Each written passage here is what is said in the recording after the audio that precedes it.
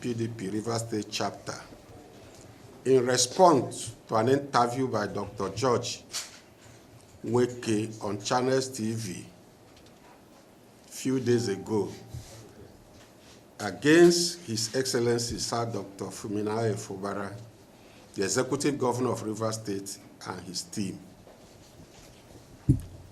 Gentlemen of the press, distinguished ladies and gentlemen, we have called you out once again this afternoon to keep you informed of the certain development in our polity, especially as it concerns the declaration of a state of emergency in Rivers State, which is already in effect. You will recall that the President on the 18th day of March 2015 declared a state of emergency on the state of Rivers 2025, suspended the Executive Governor of Rivers State and the State House of Assembly for a period of 6 months and appointed a sole administrator. The purpose, according to the President, is to restore peace and order. But as we all know, there is no breakdown of law and order in any part of Rivers State. That is why, since the assumption of office, the sole administrator has no work to do. Besides, Section 305 of the Constitution of the Federal Republic of Nigeria, 1999, as amended, spelled out conditions that should warrant a declaration of a state of emergency in any part of the country. For instance, the country must be at war. There must be imminent threat of war in any part of the country. There must be breakdown of law and order, or a threat to a total breakdown of law and order. And perhaps the governor of a state can request the President, via a motion supported by a two-thirds majority of the House of Assembly, to declare a state of emergency. Finally, there is no natural disaster in the state as to warrant a declaration of a state of emergency. All the conditions spelled out by the Constitution for a declaration of emergency, none is in existence in Rivers State. Today, as we speak, the sole administrator has resumed work. But you can agree with me, agree with the party, that there is no deployment of the military, army, navy, air force, or the police anywhere in any part of Rivers State. You can also agree with us that there is no breakdown of law and order in this state. There is no threat to the survival, peace, and existence of citizens in Rivers State as we speak. The sole administrator now merely occupies himself with dismantling existing governance structure in the state. For instance, he has sacked the Secretary to State Government, sacked the Chief of Staff, suspended all chairmen, board members of parastatals and agencies of government. He has equally gone ahead to ask head of local government administration to give him nominal roles of local government council. Local government council is a third tier of government.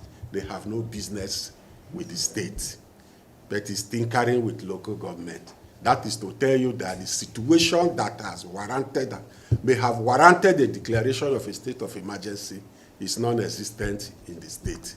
What he's doing is pure politics, which is not enough for a declaration of a state of emergency. Going forward, a few days ago, the head of service, Dr. George Nwaeke, was forced to resign as the head of service of the civil service of Rivers State. And George Nwaeke, having resigned, easily became an easy tool in the hands of the FCT Minister Nyesom and his team, who are bent on bringing down the state. What did they end up in doing with George Nwaeke? George Nwaeke was compromised. and he became a serial betrayer. Just like Judas Iscariot decided to betray his master, Jesus Christ, George Nwaeke has decided to betray his own master, his benefactor, the executive governor of Rivers State, Siminalayi Fubara.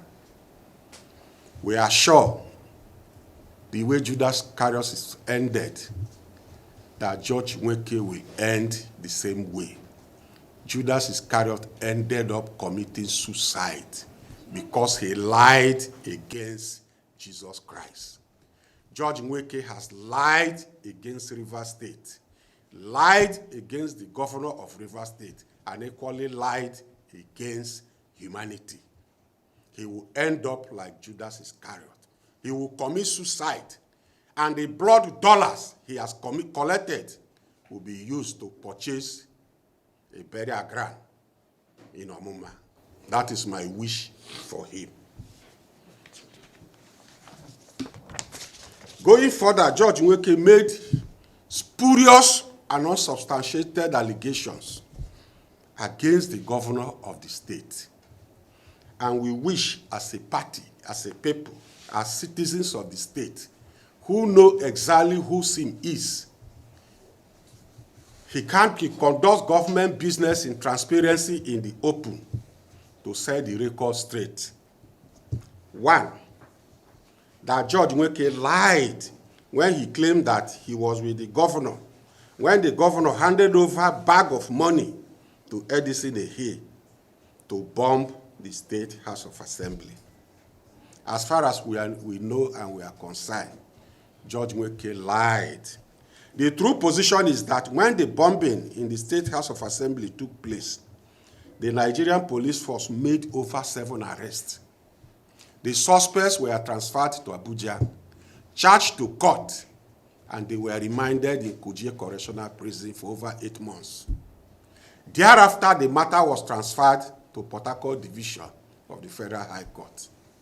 The Federal High Court in Port Harcourt equally charged the suspects to court, equally remanded the suspects to Port Harcourt Correctional Center.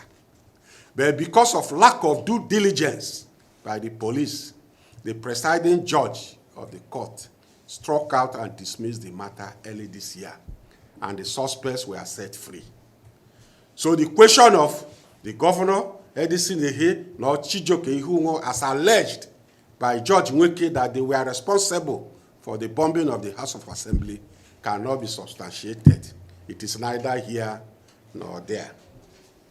2, that George Nwaeke equally lied when he claimed that there has been an attempt to bomb the residence of the speaker by the governor, Edison Ehe, and perhaps Chijioke Ihungo.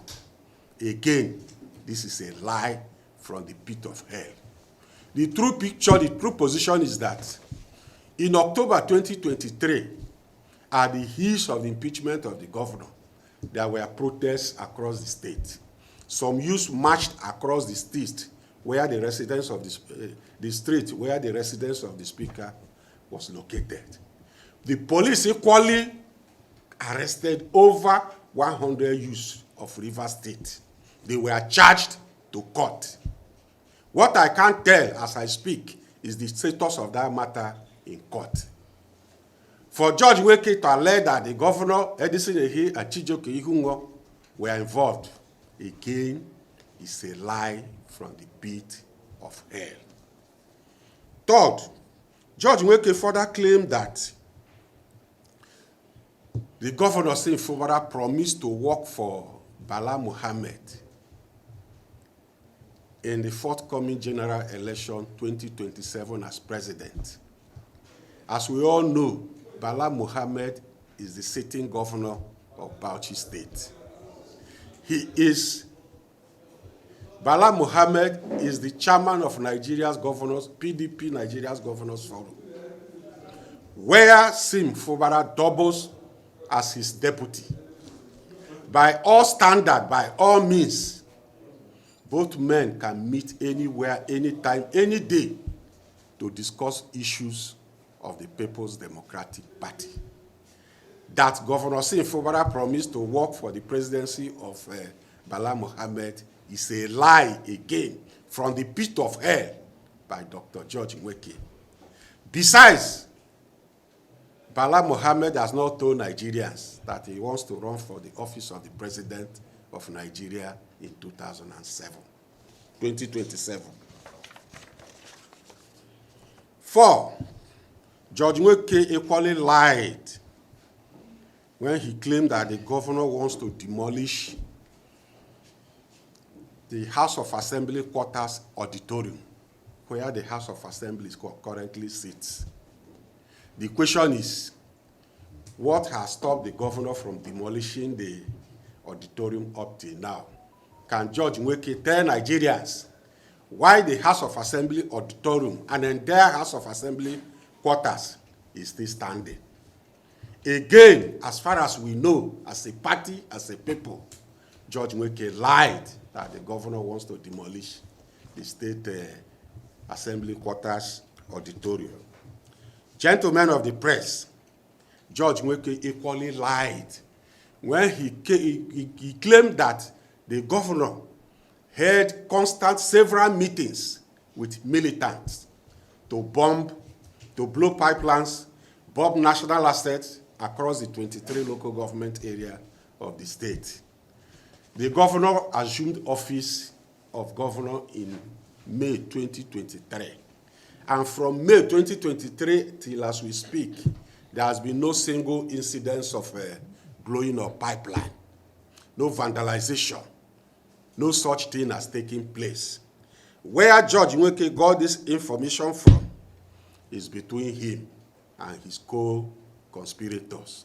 Again, as far as we are concerned, George Nwaeke lied that the governor meets with militants to blow up public national assets.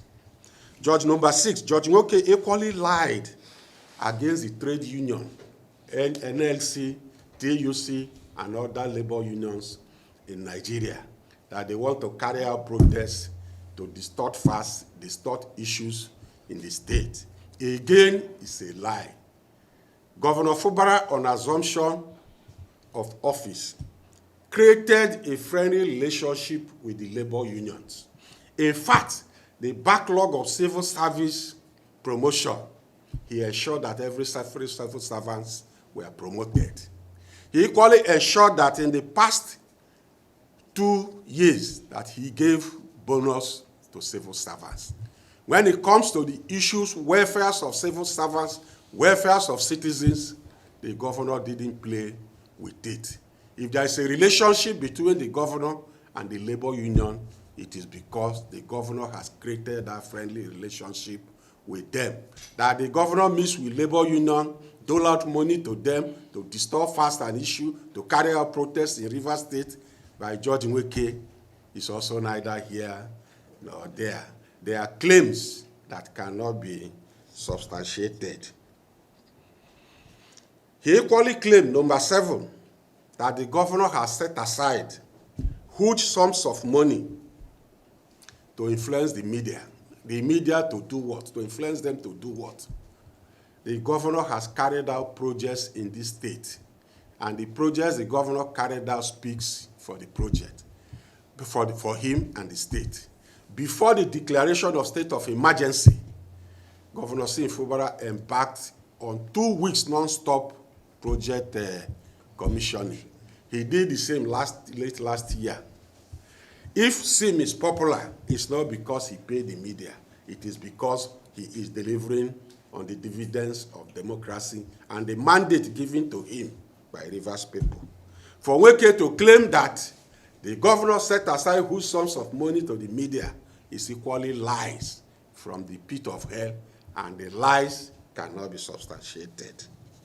Number 9, he claimed that sometimes he slept in government house. Sleep in government house to do what? That is the question. He is neither the chief of staff nor the SSG that constantly meet with the governor. If the chief of staff tells us he sleeps in his office in government house, it's understandable. The SSG cannot even sleep in government house because it doesn't have an office there. George Nwaeke doesn't have an office in government house. Which office did he sleep? Which guest house did he sleep in government house? The government house doesn't have a guest house where the head of service, George Nwaeke, will sleep. Beyond this, George Nwaeke, by mandate of his office, deals with the civil servants. It doesn't deal with politicians. It doesn't deal with the governor. George Nwaeke, by all standards and all measures, cannot attend political meeting where the governor sits or presides. It is either the SSG, chief of staff, and other officers of government, including commissioners, and not the head of civil service. Again, this claim against the governor and the state is also substantiated, a lie from the pit of hell. George Nwaeke, by all means and measure, is a serial liar. Finally, George Nwaeke claimed that Rivers elders and Rivers people should re-examine their support for the governor. Re-examine their support. How? The question is how. You, a serial betrayer, now trying to address elders and leaders of Rivers State. You left government barely a week today, and you find yourself in the house, the office, the hotel of the Federal Capital Territory Minister, FCT Nyesom in Abuja. The first question is, what was his aim? How did George Nwaeke travel to Abuja? Was he forced to go to Abuja? George Nwaeke had a career that spent over 40 years. He had put in service to the Rivers State government for over 40 years. George Nwaeke is close to 70 years. So whatever he's doing, whatever he's saying, whatever script he has read is because he was prepared and he has made up his mind for it. Nothing happens by accident. He bought the ticket that he used in traveling to Abuja. He packed his luggage in his house, went to the airport, boarded the flight, landed in Abuja, and went straight to Transcorp, where they kept for him to read the script. So nothing is accident. He's an adult, full-fledged adult. He's matured. He's a serial betrayer. Having betrayed to this extent, why would leaders and elders of Rivers State take him serious? Why did he think he's in a position to counsel Rivers elders and people to review their support for the governor? It is simply not possible. The support the leaders and elders of Rivers State, including Rivers citizens, have for the governor is sacrosanct. They trust his government, and they will continue to trust that government. They trust the governor as a person, they will continue to trust him.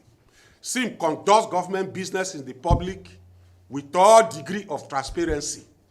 Therefore, the people will continue to support him. Finally, because we have examined, we have looked, and we have found no iota of truth in the entire drama that George Nwaeke acted, we have come to the conclusion that George Nwaeke, one, is a betrayer, serial betrayer. Two, highly compromised. Third, that he could not resist blood dollar. And for this reason, we call on Rivers people not to take any of the things that came out of the mouth of George Nwaeke serious and has been true. Two, we call on the President of the Federal Republic of Nigeria, Bola Ahmed TINUBU, to see the desperation in his minister. The minister wanted Supreme Court judge. They have given him. He wanted a state of emergency. The president has given him. What else does the minister want from the governor and Rivers people? Perhaps the head of John the Baptist. But the head of John the Baptist is not available. We therefore call on the president to call his minister to order that enough is enough. A state of emergency is in place. Let him allow the state of emergency to run its full course without interference. We call on our supporters, the People's Democratic Party, to be patient. As anything that have a beginning must equally have an end. That we have a state of emergency today is not the first time a state of emergency is being declared in Nigeria. It shall surely come to pass.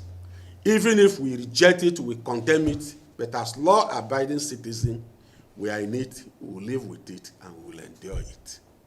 Even if we know that the president doesn't have the power in the entire constitution of the Federal Republic to suspend the governor, suspend the State House of Assembly, what can we do? We are citizens, we must obey, we must abide. Let the president see the desperation in his minister, jettisoning all the bogus allegations made by Nwaeke. They were scripts written by the FCT minister and his co-conspirators and given to Nwaeke to deliver. Believing that Nwaeke, having worked with SIM and just left the government, that Nigerians will believe him. From the beginning of the text he read to the end, you discover that it was all lie. You can see how he was shivering. Nwaeke is learned enough to speak from his mouth and not to read the written script. Even the written script written by him, he could not even read it well. We call on the president to jettison it, disregard them, and know that it is the desperation of his minister to take over the governance of the state, to take over the resources of the state, that is driving this entire process.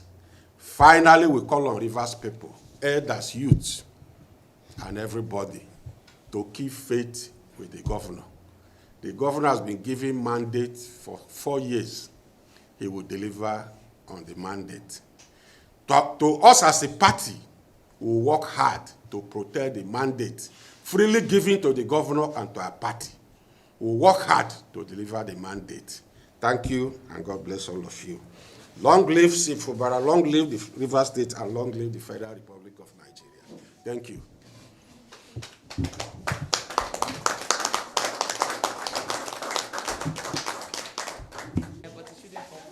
It has come on.